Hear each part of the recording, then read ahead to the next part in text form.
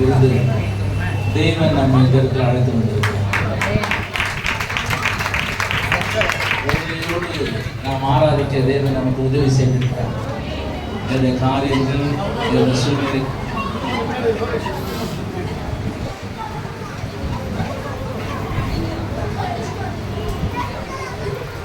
நீங்க எல்லாரும் பேசுனீங்கன்னா அதான் சொல்லிட்டு நான் ஆரம்பிக்கல.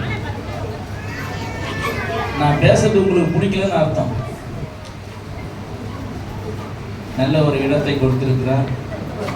மற்ற காரியங்களை தேவன் பார்த்துக்கிறார். ஆமென். கொஞ்சம் கவனிங்க. இன்றைக்கு பல பாடல்களை பாடுகிறோம், நாடகங்களை நடிக்கிறோம், நடனம் ஆடுகிறோம். இவை எல்லாத்துக்கும் முக்கிய காரணம் ஒரு சந்தோஷம்.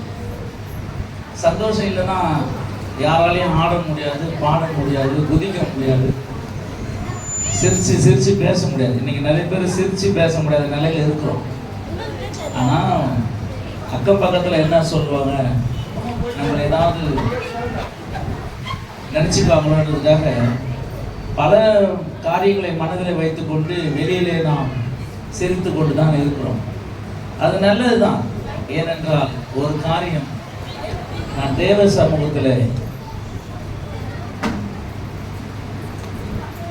சமூகத்தில் வரும்போது தேவன் என்னை சந்தோஷமான ஆசீர்வாதத்தினால் நிரப்புவார் என்று நாம் அறிந்திருக்கின்றபடினாலே இன்றைக்கு இருக்கோம். யாருக்கும் பிரச்சனை இல்லைன்னு சொல்ல முடியாது.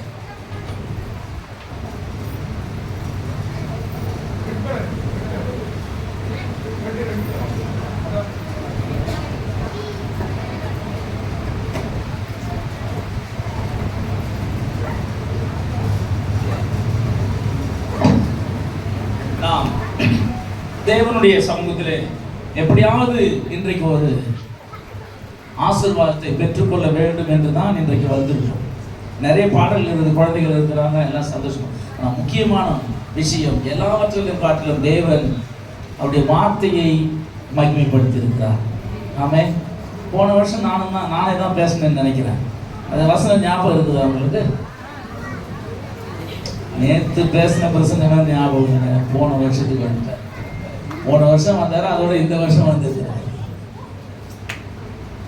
இதுல வேற பேசுனது ஞாபகம் இருக்குதான்னு கேட்கிறாரு. யார் வேணாலும் வரலாம், யார் வேணாலும் போகலாம், ஆனா இந்த வேத வசனம் என்றைக்கும் நிலைத்து தான் இருக்கு. ஆமென். இடங்கள் மாறலாம், சூழ்நிலைகள் மாறலாம், காட்சிகள் மாறலாம், ஆட்சிகள் மாறலாம், ஆனால் எல்லாவற்றையும் உண்டாக்கின தேவனும் அவருடைய வார்த்தையும் ஒருபோதும் மாறாது. அதே வசனத்தை நான் வாசிக்க விரும்புகிறேன். இதோ எல்லா ஜனத்துக்கும் மிகுந்த சந்தோஷத்தை உண்டாக்கும் நற்செய்தியை உங்களுக்கு அறிவிக்கிறேன். வருஷம் இந்த வார்த்தையை கேட்கிறோம். ஆனால் சந்தோஷமான காரியங்கள் நம்முடைய வாழ்க்கையில நடக்கிறதா என்பதை நீங்கள் கவனிக்க வேண்டும். ஏன் சந்தோஷமா இருக்கிறவங்களுக்கு ரொம்ப சந்தோஷம், சந்தோஷமா இல்லைன்றதுக்கு ஒரு காரணம் இருக்குது. இதை சரியா கேட்கறது இல்லை. ஏதோ ஒரு நாடகத்துக்கு போய் வரா மாதிரி வர்றது, இல்லை ஒரு மியூசிக் கான்சர்ட்டுக்கு போயிட்டு வர மாதிரி வர்றது. அப்படின்னா அந்த வார்த்தை உங்களிலே வேர் கொள்ளாமல் இருந்தால் அந்த சத்தியத்தின் ஆசீர்வாதம் நமக்கு கிடைக்காது. இங்க சொல்லப்பட்டிருக்கிறது, இதோ எல்லா ஜனத்துக்கும், நாம கொஞ்சம் தயவுசெய்து யாரும் டிஸ்டர்பன்ஸ் பண்ணாதீங்க, டிஸ்ட்ராக்ஷன் இருக்குது. எல்லா ஜனத்துக்கும் அப்படின்னா இந்த கிறிஸ்து எல்லோருக்கும் பொதுவானது. எல்லா ஜனத்திற்கும் மிகுந்த சந்தோஷம். சந்தோஷம்னா சாதாரணமா எதனா ஒரு பொருள் கொடுத்தா சந்தோஷம், கிஃப்ட் கொடுத்தா சந்தோஷம், நல்ல வேலை கிடைச்சா சந்தோஷம், வேலை நிவாரணம் கொடுத்தா சந்தோஷம், வராதவங்களுக்கு பத்தி ஆண்டவர் பார்த்துப்பாரு. ஆனால் இந்த வேதம் சொல்லுகின்றதான சந்தோஷம் மிகுந்த சந்தோஷம் என்றால் அது அழியாத சந்தோஷம். என்றைக்கும் நம்முடைய வாழ்க்கையிலே, உள்ளத்திலே, நம்முடைய இல்லத்திலே நிறைந்திருக்கிறதான சந்தோஷம். எதிலே இருந்து சந்தோஷம் என்று சொன்னால், துக்கத்தில் இருந்து சந்தோஷம், நோய்களில் இருந்து சந்தோஷம், நெருக்கத்தில் இருந்து சந்தோஷம், பிரச்சனைகளில் இருந்து சந்தோஷம், இதெல்லாம் நிச்சயமா நடக்குமாங்க அப்படின்னு நீங்க கேட்கலாம்.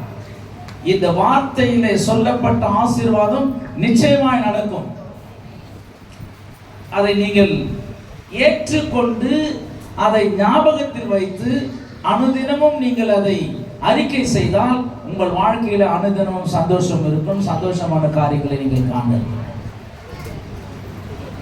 ஒரு வசனத்தை வாசிக்க நான் விரும்புகிறேன். நீதிமொழிகள் 19வது அதிகாரம் 2வது வசனத்தை யாரால் எடுத்தவர்கள் அல்லது மனப்பாடமாய் தெரிந்தவர்கள் அந்த வசனத்தை வாசிக்கும்படியா உங்களை கேட்கிறேன். நீதிமொழிகள் 19:2. இந்த வேதம் இப்படியா சொல்லுங்க. கொஞ்சம் தயவு செய்து பேசாத இருங்கன்னு சொல்றேன். ஏன்னா நீங்க வந்த மாதிரி தான் போக முடியாது. வேதம் இப்படியா சொல்லுகிறது. ஆத்துமா, கொஞ்சம் சத்தமா படிங்க. ஆத்துமா அறிவில்லாமல் இருப்பது நல்லதல்ல.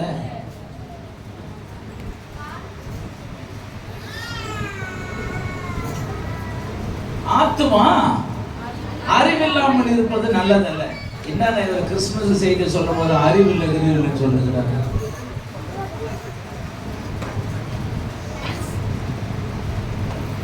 அறிவு இல்லை என்று சொன்னால் உங்களுக்கு உலக பிரகாரமான அறிவு இருக்கலாம், படித்ததுனாலே அறிவு இருக்கலாம்.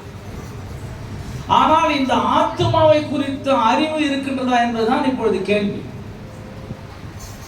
இந்த ஆத்துமா அறிவில்லாமல் இருப்பது நல்லதல்ல.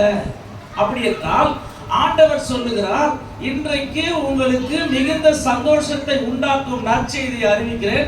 அது என்னவென்று சொன்னால், ஆண்டவராகிய இயேசு கிறிஸ்து உங்களுக்கு இன்றைக்கு பிறந்திருக்கிறார் என்ற செய்தி. அவர் பிறந்ததினாலே இந்த உலகத்திலே இருள் நீங்கினது. அவர் பிறந்ததினாலே அவர் பிறந்தார், வளர்ந்தார், மரித்தார், உயிர்த்தார், மறுபடி வரப்போகிறார். இந்த இடைப்பட்ட காலத்திலே அவர் எதற்காக பிறந்தார் என்று சொன்னால், உங்களுக்கு சந்தோஷத்தை கொடுக்கும்படியாய் அவர் பிறந்திருக்கிறார். அவர் வாழ்ந்தார். ஒருவன் எப்படிப்பட்ட சூழ்நிலையில இருந்தாலும், இப்ப நான் சின்ன சிம்பிளா புரியுற மாதிரி சொல்றேன். இப்போ யாராவது ஒருத்தரை பார்த்து, தம்பி ஐயா குடிக்காதீங்க அப்படின்னு சொன்னா முதல் நான் குடிக்காது. சிம்பிளா உங்களுக்கு சொல்றேன். அடுத்தவங்களை பார்த்து நீங்க சிகரெட் குடிக்காதீங்கன்னா நான் சிகரெட் குடிக்காது இருக்கணும். எனவே தேவன் இந்த உலகத்திலே ஒரு மனிதன் எப்படி வாழ வேண்டும் என்பதை வாழ்ந்து காட்டினார். முதலாவது பிறந்தார், பிறந்ததினாலே இருள் நீங்கினது, வெளிச்சம் வந்தது. இரண்டாவது வளர்ந்தார். எப்படி வளர்ந்தார் சொன்னால் தேவ கிருபையில வளர்ந்தார். அவர் வளர்ந்தது ஒரு சாட்சியுள்ள வாழ்க்கை. அதை பார்த்து நாம் வாழ வேண்டும். பின்பு மரித்தார். மரித்ததினாலே என்ன ஆனது என்றால், நம்முடைய பாவங்கள் அவருடைய மரணத்தினாலே மறைக்கப்பட்டது. மறுபடியும் உயிர்த்தெழுந்தார். நம்முடைய பாவங்கள் மன்னிக்கப்பட்டு நாம் நீதிக்கு பிழைத்திருக்கும்படியாக அவர் உயிர்த்தெழுந்தார். மறுபடியும் வரப்போகிறார். இதுதான் முக்கியமான விஷயம். மறுபடியும் வரப்போறார். வரும்பொழுது நீங்களும் நானும் கவனிங்க, அதே மாதிரி தரித்திரத்திலே இருந்து அவர் பார்க்க போறோமா? இப்படி இருந்தீங்கன்னா அப்படிதான் இருக்கணும். வேத வசனத்தை கொஞ்சம் கேளுங்க. இன்னைக்கு வந்திருக்கிறீங்க, நிச்சயமாக தேவன் உங்களை ஒரு விசேஷித்த ஆசீர்வாதத்தினால் நிரப்பி அனுப்புவார். இதுதான் உலகத்தில் நடக்கின்றதான கூட்டங்களுக்கும் இயேசு கிறிஸ்துவின் நாமத்தினால நடக்கின்ற கூட்டங்களுக்கும் உள்ள வித்தியாசம். இங்க வந்தா உங்களுக்கு ஆசீர்வாதம், ஏதோ ஒரு ஆசீர்வாதம். நீ நினைக்கலாம் எப்படிப்பட்ட சூழ்நிலை இருந்தாலும் ஆண்டவர் மாற்றுவாரா என்றால் நிச்சயம் மாற்றுவார். அது எப்பொழுது என்று சொன்னால், உங்களுடைய ஆத்துமா அறிவுள்ளதாய் காணப்பட வேண்டும். ஆண்டவருடைய வார்த்தையை தியானிக்க வேண்டும். அவர் சொன்ன வார்த்தை நிறைவேறும் என்பதை விசுவாசிக்க வேண்டும், அதை நம்ப வேண்டும். அப்படி என்றால் நிச்சயம் எல்லாம் நடக்கும். எல்லாவற்றையும் அவர் நிறைவேற்றினார். ஆமென். மிகுந்த சந்தோஷம் எப்படி உண்டாகும் என்று சொன்னால், அப்போ நீங்க நினைக்கலாம், ஒரு மனுஷனுக்கு வாழ்க்கையில கஷ்டமே வராதாங்க. நோயே வராதா? பிரச்சனையே வராதா? நம்ம சும்மா இருந்தா கூட நமக்கு நெருக்கம் வரும். திடீர்னு எதிர்பாராத ஒரு ஃபோன் கால் வரும். நல்லா நிம்மதியாக பேசிட்டு இருக்கோம். இப்போ நான் இங்கே வரதுக்கு முன்னாடி ஒரு வீடியோ, எங்கள் பையன் வரதுக்கு கொஞ்சம் ஒரு வீடியோ ஒன்று பார்த்தேன். அதில் ஒன்றுமே இல்லைங்க. இந்த விஷயத்தை நல்லா கேளுங்க. அந்த வீடியோவில் என்ன போட்டுக்குதுன்னா, எல்லாரும் குடும்பமாக சந்தோஷமாக சாப்பிட்டுக்கிறாங்க. டேபிளில் சாப்பிடும்போது ஒரே சந்தோஷம், பேசிக்கணும், சிரிச்சிக்கணும், சாப்பிட்டுருக்காங்க. இது என்ன ஆனதுன்னா, அந்த சுவாச குழாய், அதாவது உணவு குழாயில் போகிறதுக்கு பதிலாக சுவாச குழாயில் போய் அந்த சாப்பாடு மாட்டி அவனுக்கு இறந்தே போயிட்டான். இப்போ நீங்கள் உடனே ஒரு விஷயம் தெரிஞ்சுக்கணும். என்ன இப்போ தெரிஞ்சுக்கணும்? இப்போ ஏன்னா பிறகு பார்த்தீங்கன்னா மறுபடியும் பார்த்தா சாப்பிட்டு மாட்டிக்கணும், அவஸ்தைப்படும். பேசக்கூடாது. சாப்பிடும் போது மட்டும் இல்லை, சபையில் இருக்கும் போதும் ஆண்டவர் பேசினாதாங்க நமக்கு ஜீவன் உண்டு. அங்கதான் பாதுகாப்பு உண்டு, அங்கதான் சாக்கியம் உண்டு. என்னை பார்க்குறீங்க நீங்க, நான் எதுக்கு உதவுவேன்? நான் என்ன சொல்லிக்கிறேன்னா என்னன்னு தெரியல, சொல்லல, எதுக்கும் உதவ மாட்டேன். நான் நடந்து வந்திருக்கும் போது என்னை பார்த்துருப்பீங்க. ஒரு பலுவு தூக்க உதவ மாட்டேன். யாருன்னா தாங்கி பிடிக்கும் உதவ மாட்டேன். இல்லை யாருன்னா கூப்பிட்டு கொஞ்சம் உதவிக்கு இதை கொஞ்சம் பிடிச்சிருந்தா அதுக்கும் முடியாது என்னால. ஆனால் எதுக்குமே முடியாத என்னை, எதுக்குமே உதவாத என்று ஒதுக்கப்பட்ட என்னை ஆண்டவர் என்னை வேண்டும் என்று தேடிக்கொண்டால் நான் அவர் அண்டிக் கொண்டேன். அவர் என்னை உயர்த்திருக்கிறார். இதை கேட்டாதானே உயர முடியும். வந்து போயிருந்தா வந்து போயிருந்தோம்.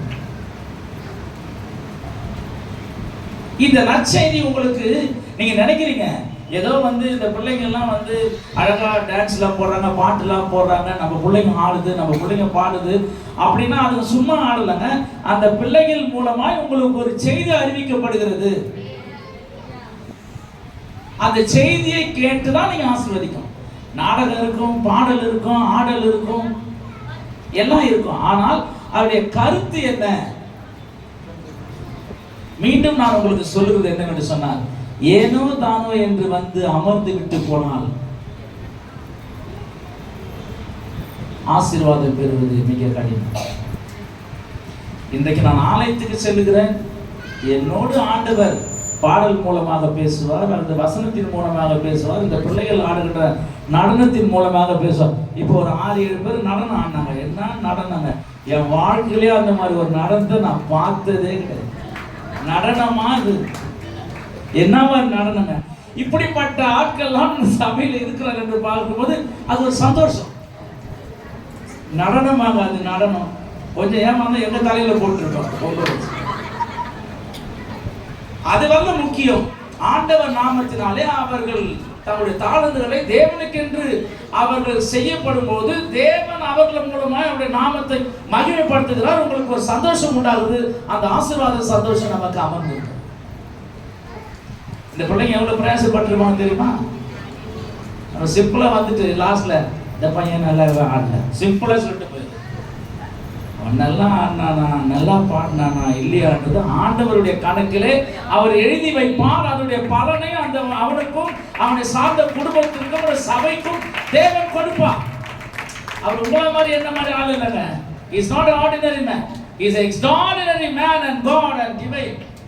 அவர் 100% தெய்வமாகவும் 100% மனிதனாகவும் 100% உண்மையுள்ளவராகவும் இருந்து இந்த அண்ட சராசரங்கள் இதுவரை ஆண்டு நடந்து கொண்டிருக்கிறார். ஒரு வித்தியாசம் தெரியுமா அவருக்கும் நமக்கும்? நம்மலாம் இறந்துட்டோம்னா அதுக்கப்புறம் சும்மா 1 வருஷம் 2 வருஷம் 3 வருஷம் அப்புறம் அப்படியே கொஞ்சம் கொஞ்சமா போயிடும். ஆண்டவர் பாருங்க, இருக்கும் போதும் அவருடைய மகிமை, அவர் மரித்த பிறகும் மகிமை, அவர் உயிர் தெழுந்த பிறகும் மகிமை, அவர் வரப்போகிறார் என்பது மகிமை. அதிலே நாம் மறுரூபமாக்கப்படுவோம். கடைசியாக ஒரு வசனத்தை வாசிப்போம். 1 பேதுரு 5ஆம் அதிகாரம் 7ஆம் வசனம். இந்த வசனம் எனக்கு நான் ஆண்டவரை ஏற்றுக்கொண்ட காலத்திலிருந்து எனக்கு மனப்பாடமா இதெல்லாம் வச்சுருக்கிறேன். இந்த வசனம் எப்போ தெரியுமா தேவைப்படும் எனக்கு? முந்தானத்து ஒரு என்கொயரிக்கு போயிருந்தேன். இங்கே கலெக்டர் ஆஃபீஸில் ஒரு கோர்ட்டு. அவர் என்னை பார்த்தா நான் அவரை பார்த்தேன். பார்த்துன்னே இருப்பேன், நான் ஆண்டவரை பார்த்தேன். இவர் எப்படியோ நான் போய் நிற்கிற இடம்லாம் கத்தி மேலே நிற்கிற கதை தானே. இந்த ஜட்ஜி சொன்னது தான். அப்புறம் சட்டம் என்ன சொல்லுது இதெல்லாம் அது அப்புறம். அப்போ எனக்கு ஒரே குழப்பம். 2-3 பேருக்கு ஃபோன் வேறு பண்ணி எங்கள் வீட்டில் இருக்கிறவங்க கேட்டுக்கிறாங்க, என்ன இவர் அப்படிங்கெல்லாம் ஃபோன் பண்ணி கேட்டுக்கிறாங்க. ஏன்னா எப்படிப்பட்ட இடத்துல போய் நான் நிற்கிறோம் என்பது நான் யோசித்துக் கொண்டிருக்கிறேன். ஆனாலும் அந்த இடத்துல தேவனுடைய கிருபை இருக்க வேண்டும். அப்பொழுது நான் சொன்னேன் அவரை பார்த்து, ஐயா நான் இப்படி இருக்கிறேன் இப்படி இருக்கிறேன். அவர் உடனே கொஞ்ச நாள் போட்டுட்டு, சார் நீங்கள் சப்ஜெக்ட்டுக்கே வரலையே, எனக்கு சப்ஜெக்டே தெரியாதுன்ட்டு. அந்த இடத்துல எந்த ஒரு சூழ்நிலை போய் நின்றாலும் சரி, நாம் ஆண்டவரை நோக்கி பார்க்கும்போது அவர் நமக்கு பதில் செய்கிறவராக இருக்கிறார். அது எந்த சூழ்நிலையும் சரி. நீங்க நினைக்கலாம், இன்னைக்கு உங்களுக்கு ஒரு முக்கியமான விஷயத்தை சொல்றாங்க. நீங்கள் எப்படிப்பட்ட சூழ்நிலையில இங்க வந்திருந்தாலும் சரி, இன்றைக்கு தேவன் உங்களுடைய உள்ளத்திலும் இல்லத்திலும் பிறந்திருக்கிறார் என்று விசுவாசித்தால் இங்க சொல்லப்படுகிறதான அந்த மிகுந்த சந்தோஷம் உங்களுக்கு நிச்சயம் நிறைவேறும். அதற்கான காரியங்களை கர்த்தர் நீங்கள் வீட்டுக்கு செல்வதற்கு முன்பாக முன்னேற்பாடு செய்து அதை ஆசீர்வதிப்பார்.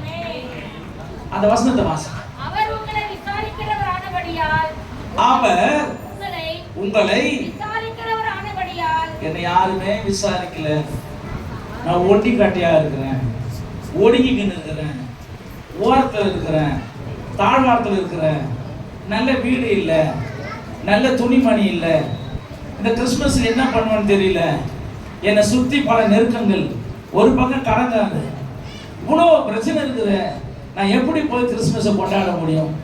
உன்னால் முடியும். ஏனென்றால் இந்த வார்த்தையை சொல்லுகிறவர் நீங்களோ நானோ என் உடன் பிறந்தவர்களோ அல்லது என்னை கட்டி காப்பேன் என்று சொன்ன கணவனோ மனைவியோ பிள்ளைகளோ அல்ல, தேவன் சொல்லுகிறார்.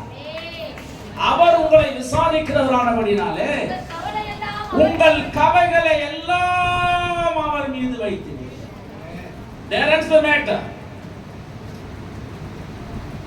இதுதான் உங்களை அப்பத்துல கவனின்னு சொன்னது.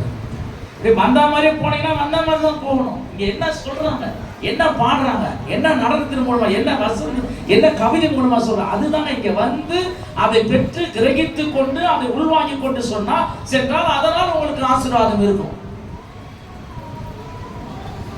3 வசனம் சொல்லியிருக்கிறேன். இன்று மிகுந்த சந்தோஷத்தை உண்டாக்கும் நற்செய்தி. இது சந்தோஷம் உண்டாக்குங்க.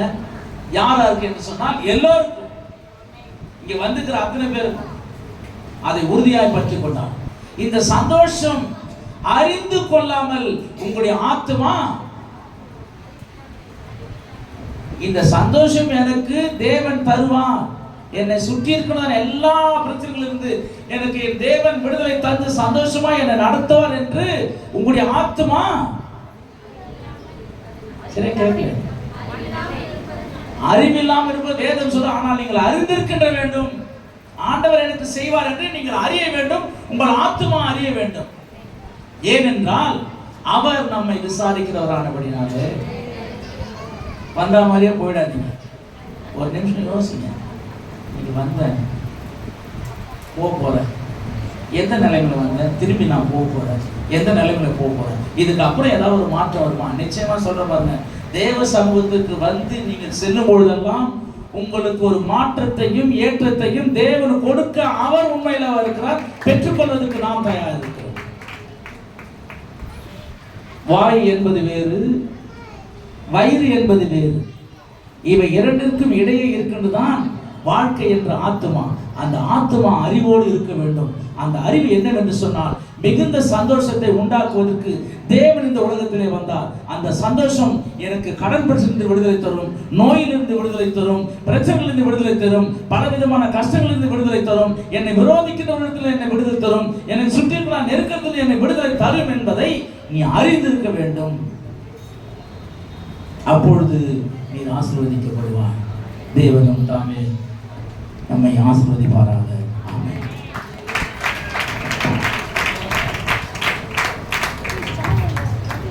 அல்லேலூயா. சத்தமா சத்தத்தை உயர்த்தி அல்லேலூயா. அருமையான வார்த்தை பார்த்தோம். ஆத்துமாவில் என்ன இருக்கணுமா? அந்த ஆத்துமாவுக்கு என்ன இருக்கணும்? ஹலோ, சந்தோஷம், சந்தோஷமா இருக்கணும்.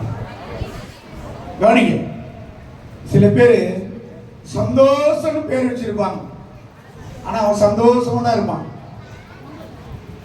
சந்தோஷம்னு பேர் வச்சிருப்பாங்க. அவன் எப்படி இருப்பான்னு பார்த்தீங்கன்னா, கவனிக்க, அலங்கோலமா இருப்பான். அவன் வாழ்க்கையில வேதனை தான் இருக்கும். பேர் என்ன? சத்தமா சொல்லுங்க. பேர் என்ன? சந்தோஷம். ஆனா அவனுடைய செய்கைகள் எப்படி இருக்கும்? ரொம்ப வேதனையா இருக்கும். இன்னொரு மனுஷன் இருக்கிறான், அன்புன்னு இருக்கும். என்ன இருக்கும்? அன்புன்னு இருக்கும். அவன் தான் எல்லாருக்குமே தொல்லையா இருப்பான். அல்லேலூயா. அவனுக்கு தான் எப்படி இருப்பான்? தொல்லையா இருப்பான். அப்ப அவனுக்கு அந்த ஆத்துமால என்ன இல்லை? அவனுக்கு ஹலோ சப்ஜெக்ட் வாங்க. அந்த ஆத்துமால என்ன இல்லை? என்ன இல்லை? அறிவு இல்லை. இப்ப பாருங்க, மனுஷன் அப்படிதான் இருக்கிறான். எதை செய்யணும் எதை செய்யக்கூடாது சொல்லி நல்லா தெரியும். ஆனா செய்யக்கூடாதுன்னு தான் அவன் செய்வான். செய்யக்கூடாதுன்னு பாருங்க, குடிய கெடுக்கின்றான். அப்ப அந்த குடிய நாடி தான் என்ன பண்றான்? நாடி போறான். அப்ப அவனுக்கு அறிவு இருக்குதா? அந்த ஆத்மல அறிவு இருக்குதா? இல்ல. அப்ப பாருங்க, சந்தோஷம் வச்சிருப்பான், அவனுக்கு என்ன இருக்காது? சந்தோஷம் இருக்காது. அன்புன்னு வச்சிருப்பான், அவனுக்கு என்ன இருக்காது? அன்பே இருக்காது. எப்பவுமே எரிஞ்சு எரிஞ்சு விழுந்து இருப்பான். அல்லேலூயா. இந்த நாளில் அருமையான வார்த்தை பார்த்து என்ன போனா நம்ம போயிட்டு இருப்போம். அல்லேலூயா. கர்த்தருக்கு மகிமை உண்டாகட்டும். நம்ம ப்ரோக்ராமுக்கு கடந்து வருவோம். Hello sister, brother. அல்லேலூயா. அதற்கு முன்பாக ஒரு பாடலை நம்ம மத்தியில் இருக்கிற அருமையான பாலராஜ் சகோதரர் வந்து ஒரு பாடலை பாடுவாங்க.